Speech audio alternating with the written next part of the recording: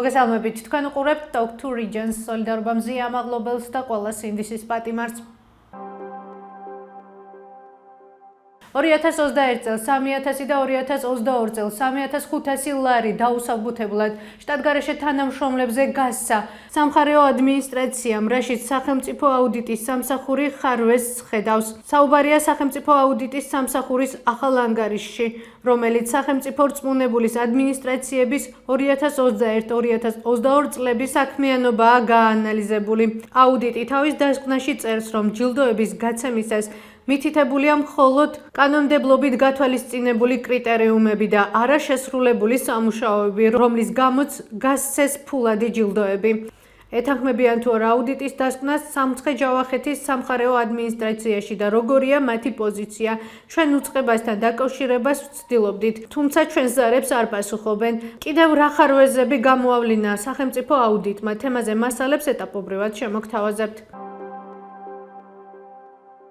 ჭიაკოკონობას უსაფრთხო მუნიციპალური ნარჩენების დაწვის გამო 500-დან 1500 ლარამდე დაჯარიმდებით.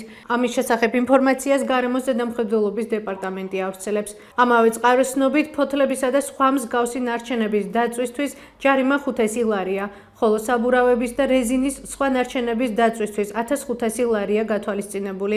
ორიოდე სიტყვა ჭიაკოკონობის შესახებ სპეციალისტების შეფასებით, ეს რიტუალი დაკავშირებულია იმ პერიოდთან, როდესაც ქართველები ცეცხლთაყვანისმცემლები იყვნენ. ხოლო უშუალოდ რიტუალის შესაძლოა დაკავშირებული იყოს ცოდვებისგან გაწმენდისგან, რადგან ჭიაკოკონობაზე სულ ცოტა სამჯერ მაინც უნდა გადამხტარიყვნენ სპეციალური შეძახილებით. ეს ტრადიცია ქართველებში დღემდეა შემორჩენილი.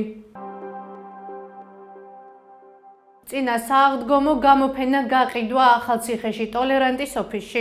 60+ ასაკის პირების ინტეგრაციის ცენტრის ბენეფიციარებმა სააღდგომო სანთლები დაამზადეს, დღეს კი გამოფენა გაყიდვა მოაწყეს. ვნახოთ ვიდეო.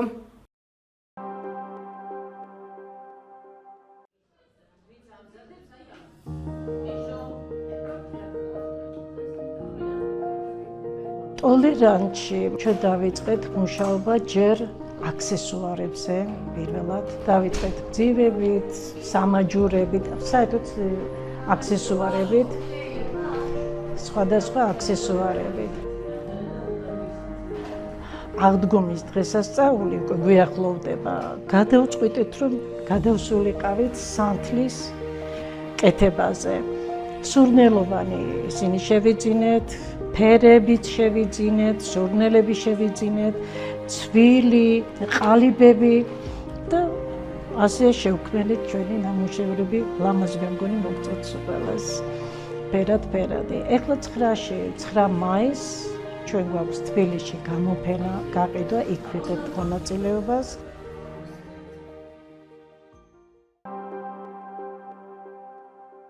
ეს იყო ჩვენს ხელთარსებული დღევანდელი ბოლო ინფორმაცია. მეტი და დეტალური ინფორმაციისთვის ეწვიეთ ჩვენს Facebook და web გვერდს. გმადლობთ რომ გვიყურებთ. ხვალამდე.